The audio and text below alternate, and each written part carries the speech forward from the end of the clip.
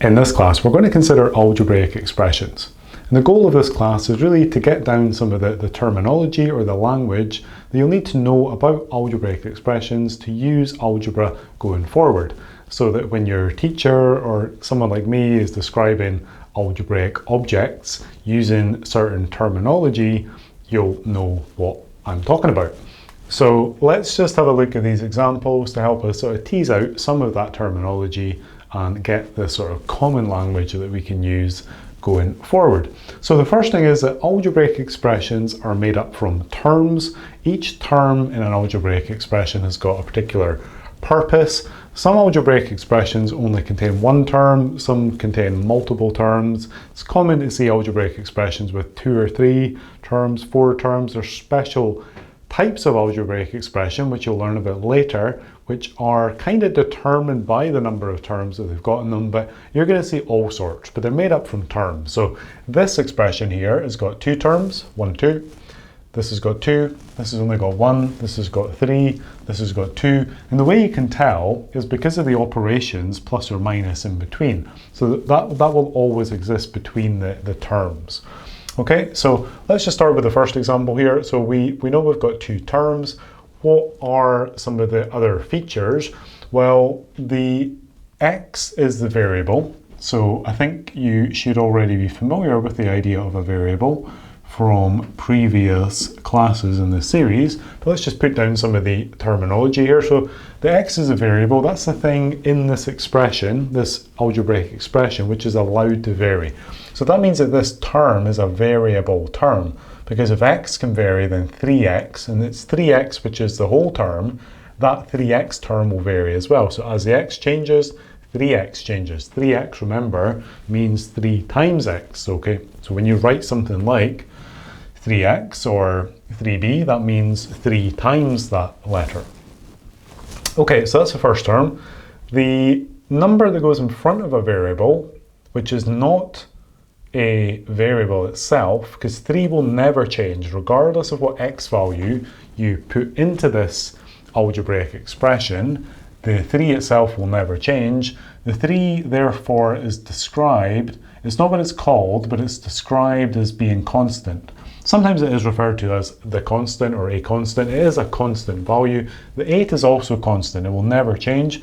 The term constant has got special meaning sometimes in mathematics, and we use it in various contexts, but here we're just going to use it for things which are not variable. So that kind of gives us a couple of categories. Terms in an expression can either be variable or constant. Constant are simply the things that will never change. Variables are by definition things which can vary. But the number that goes in front of a variable has also got another name, and it's called the coefficient. That's a really important term. You will hear that a whole bunch in the future. So your math teacher will often refer to the coefficient. So the coefficient here of the a squared term is 4. The coefficient of the 3b term, the b term, is 3. The coefficient here of the x squared term is minus 4. It's a number that goes in front of a variable term. Okay, so that's some of the important sort of initial pieces of terminology, I guess. Looking at this example here and comparing it to this one here, notice here we have the x term first, the term that contained the variable, then the number term. That is ideally what we would always go for, the variable, then the numbers. Notice here we go variable, variable, and then number. We'll talk a bit more about this one later.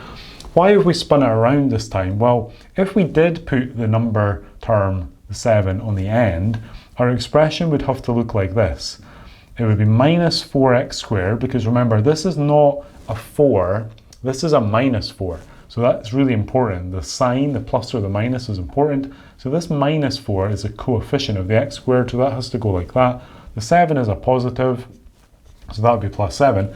So that is a way we could write it that way, but there's a mathematical convention. It's a little bit like grammar, I guess. It's like math grammar, which says that if you've got the opportunity to not have the negative on the left of your expression, sometimes we call it hanging out the left-hand side. It's just a little bit ugly, we don't like it. There's a convention against it, so we usually spin it around. So if you ever saw something like that, you might want to take another line of work in to rewrite it like that. These are the same thing. These mean the same thing. These are equal. The important thing is the 7 here is positive and it's positive there. The minus 4x squared here is still a minus 4x squared and it's the same here. These are equal. We just prefer this one than this one. It's not wrong. It wouldn't be marked down, but it's just, we just don't like it. It's a kind of weirdness in mathematics. So that's just to highlight that point there. If you see your teacher correcting this working and turning it into this working, that's why. Just because we don't like negatives on the left. If you can't avoid it, if both terms were negative, if for example we had negative 7 minus 4x squared, then there's nothing we can do there. We can't spin them around because then they would still both be negative. So that would be perfectly acceptable in that case, and you will see that sort of scenario as well. Okay, let's look at a few other things to be aware of. So sometimes in an algebraic expression you will see special letters, particularly Greek letters. So here's the Greek letter pi. We know pi represents a special number. It's a number that appears in all sorts of mathematical objects. It's approximately 3.14, written to just 2 decimal places, but sometimes you'll see numbers like pi in a mathematical or algebraic expression, and they're just there because they've got some kind of special meaning. Another number you'll see in the future is the number e. So you could have an expression that says something like 2e plus 7. E is just another number. It's equal to 2.57, I think. 2.57, blah, blah, blah. It's another number that goes on and on forever. Something like that, maybe 2.56. I don't know, I'll need to check that one. I should really know that. Anyway, so you'll see these special numbers sometimes in mathematical expressions, but one thing to notice here, pi and e, even though they're written using letters, e obviously is from the English language, pi is from the Greek alphabet, but even though these are written as letters, they're not variables. These are constants, these are numbers, but they're special numbers. So these will never change. Pi will never be some number other than 3.14. E will never not be 2.5. I think it's actually 2.567, maybe, possibly. Anyway, they will never change. So in this expression here, x is the only variable. In this expression here, there are no variables, okay? Because e is actually just a number. So a little bit of nuance there, but you'll get used to it over time. It's just about experience. In the next expression, we've got sine theta.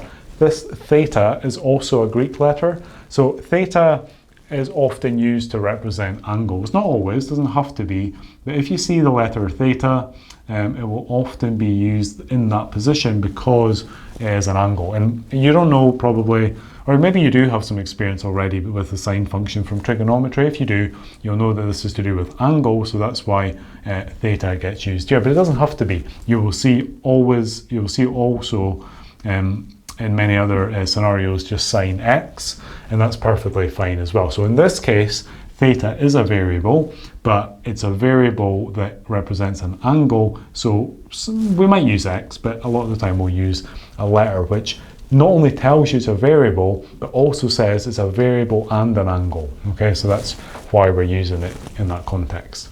Okay, and then finally our example here, it's got 3 terms in this expression. So 4 is the coefficient of the a squared term.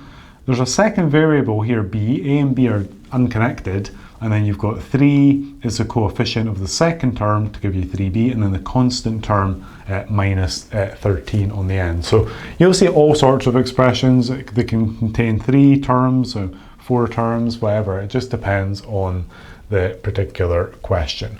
So these are just some of the important definitions and terminologies to get down at this point, but you're going to end up seeing so many different types of algebraic expression that really experience as well as knowing the actual definitions is going to be important. But what I would recommend at this point is to try and get these definitions down by every time you see a mathematical expression and you have to work with it, just say to yourself, right, what is the 3? Oh yeah, it's a coefficient, and it's also a constant. What is the 8? Yeah, it's just a constant. What is the 3? It's a variable. How many terms are in this expression? Just by kind of going through that mental process a few times, you'll start to pin down what the terminology is. You're never, or it's unlikely at least, you're ever going to see a question which says something like, identify the coefficient in this expression. Your teacher might do that as an introductory way of working with algebraic expressions, but usually this is going to be assumed knowledge, or at least very quickly it will become assumed knowledge. So if you don't get the terms down now, it does just make it more difficult when your teacher's going on about some object, some mathematical object, some question, some equation or something on the board, and they're working through the question and they're using terms like the coefficient or the variable, and you're not quite sure what they mean. It makes it doubly difficult to follow the problem, right? So that's why we need to get this terminology down now.